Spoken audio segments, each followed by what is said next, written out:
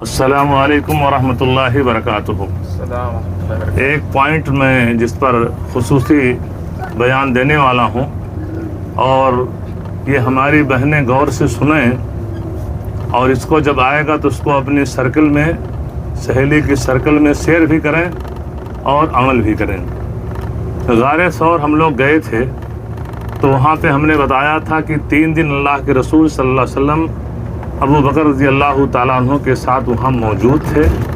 جب حالات کچھ نارمل ہوئے تو وہاں سے آپ نے مدینہ سفر ہجرت شروع کیا، اور اس 3 دن کے پیریڈ میں اسماء بنت ابی بکر صدیق رضی اللہ تعالیٰ عنہ یہ کہ لاتی تھی پوٹری اور اپنے والد محترم ابو بکر صدیق رضی اللہ تعالیٰ عنہ اور اللہ کے رسول صلی اللہ علیہ وسلم کے لیے پہنچاتی تھی۔ آپ کو معلوم ہے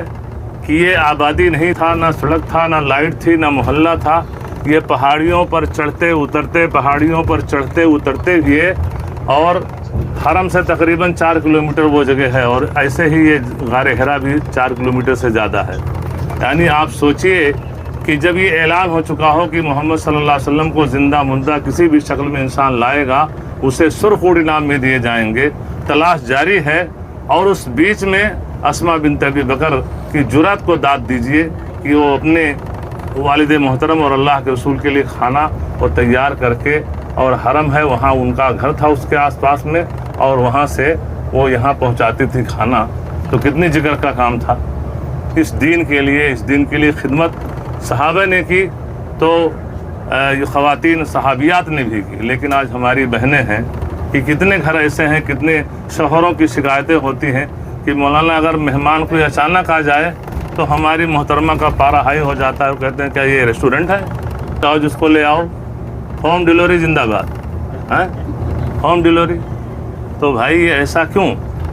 جو ہماری بہنیں شکایت کرتی ہیں کہ ہمارے شوہر بجھے رہتے ہیں اور ناراض رہتے ہیں، یہ ہے وہ ہے، تو یہ تمام چیزیں ہیں کہ گھر کے ماحول کو مینج کرتے ہوئے خوشگوار بنانا ہے۔ مہمان آگے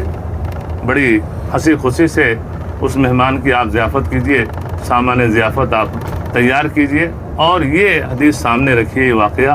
کہ اسماء بنت ابی بکر اپنے باپ کی خدمت کے لیے، اللہ کے رسول کی خدمت کے لیے یہ کھانا بنا کر کے، پٹلی تیار کر کے، اور وہاں پہنچاتی تھی۔ کتنی مشقت، جان کی بازی لگا کر کے، کوئی دشمن مل بھی سکتا تھا کہ تم کہاں جا رہی ہو، کیا ہے، کچھ بھی ہو سکتا تھا، لیکن ایمان کی طاقت تھی کہ اس طاقت کی بنیاد پر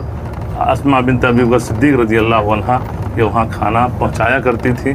تو اس سے ہماری بہنوں کو عبرت حاصل کرنا چاہیے، اور یہ ہے کہ اسے بھی اپنے بھائی کی، اپنے باپ کی، اپنے شوہر کی اطاعت اور فرما برداری اور ان کی خدمت بھی اس جذبے کے ساتھ کرنا چاہیے کہ یہ ہمارے قریبی ہیں، اور ان کی خدمت کرنے پر ہمیں اجر اور ثواب ملے گا، اور یہ ہے کہ اس میں گھر کا ماحول بھی خوشگوار رہے گا، اور خوشگوار ماحول میں زندگی گزرے گی۔ تو اس کا خیال رکھنا چاہیے، اور یہ ہے کوئی ایسی چیز نہیں کرنی چاہیے یا ایسے جملے نہیں ادا کرنی چاہیے کہ جو شوہر کے دل کو زخمی کر دے، اور اس طریقے سے جو پیار محبت کا ماحول ہے وہ یہ ہے کہ نفرت و عداوت میں تبدیل ہو جائے۔ تو یہ جادو ہماری بہنوں کے پاس ہے، ان کو کسی مولوی کے پاس، کسی پیر کے پاس، کسی بابا دائی کے پاس جانے کی ضرورت نہیں ہے کہ فلاں کے ابو بجھے نظر آ رہے ہیں تو آپ پڑیا لکھ دیجئے۔ وہ آپ کے اخلاق کا، آپ کے کردار کا اور آپ کے بیہیویئر کا وہ جادو ہے جس کے ذریعے سے اپنے شوہر پر جادو کر سکتی ہیں، وہ آپ کا غلام بن سکتا ہے۔ تو یہ چیز کہنے کی تھی، اس حوالے سے بیان کی۔ اللہ تعالی عمل کی توفیق عطا فرمائے۔